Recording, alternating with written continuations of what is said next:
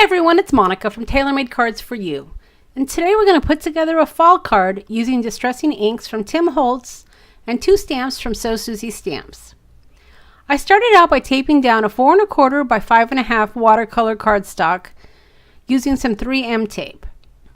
Once my cardstock was in place, I inked up my distressing tool using Spice Marmalade.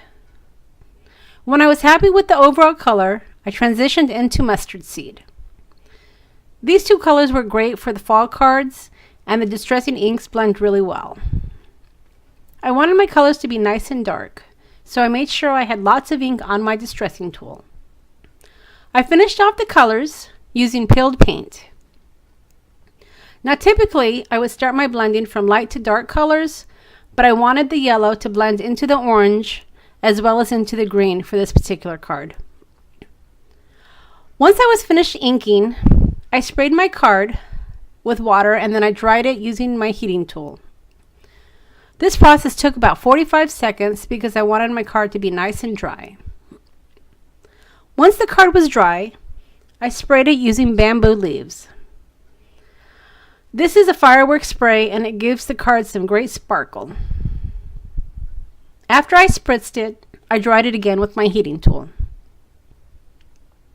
Once the card was completely dried, I removed the 3M tape and I used a die cut and my Big Shot to trim away the white edges. I have found 3M tape to work very well as it does not tear your paper when removing it.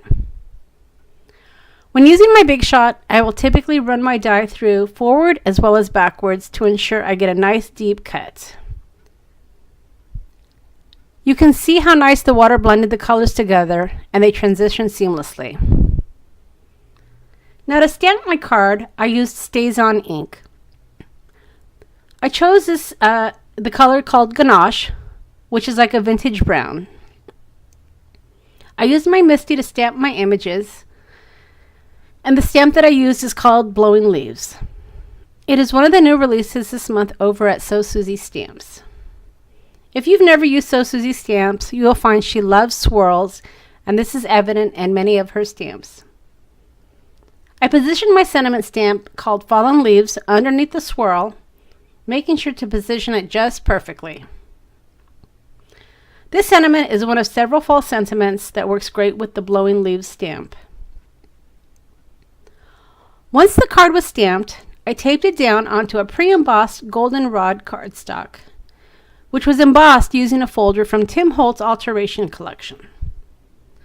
I centered my stamp image onto the embossed cardstock and I adhered it using my tape runner. Once I had it positioned perfectly, I used a punch to round the corners. Now I love rounded corners, and it is a little detail that adds so much to the card. I used some sparkly woven thread and I wrapped it 3 times around my goldenrod cardstock and I finished it off with a bow. I separated the threads until I had the desired look. I finished off the card by adhering it to a 4 1/4 and 5 1/2 card base. You can find all the products I used over on my blog as well as in the links below. I hope you've enjoyed my tutorial today and you will visit me again. Don't forget to subscribe to my channel as well as my other social media sites, which you can find on my blog as well as in the credits. We'll see you next time.